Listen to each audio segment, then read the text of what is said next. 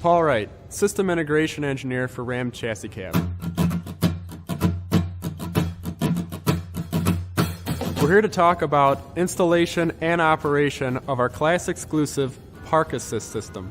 In order to provide our customers with a flexible mounting solution, Ram provides all the components you need to install a Park Assist system at the rear of the chassis. This kit will include your wiring harness, 4 mounting coupons, 4 bezels, and 4 sensors. This is what a completed sensor assembly will look like, front and rear. To start, I'd like to give you some tips on how to assemble your sensor assembly. Take your coupon, notice the text and Chrysler logo on the back side.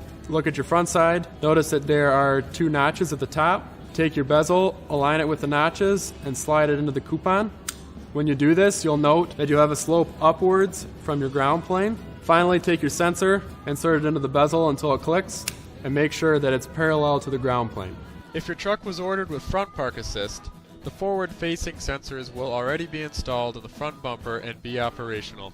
On the switch bank of a truck equipped with front and rear Park Assist, you'll notice that the rear button is lit up solid and the front button is not. This indicates that the rear system is off and the front system is on. Additionally, if you were to press the rear, it will flash, indicating that the rear sensors are not installed. Once the rear-facing sensors are installed in the vehicle per the guidelines found on our Bodybuilder's Guide, place a sizable object about 4 feet from the rear of the vehicle. Then back in the driver's seat, shift the vehicle into reverse and watch for the light to go out on the rear disable button.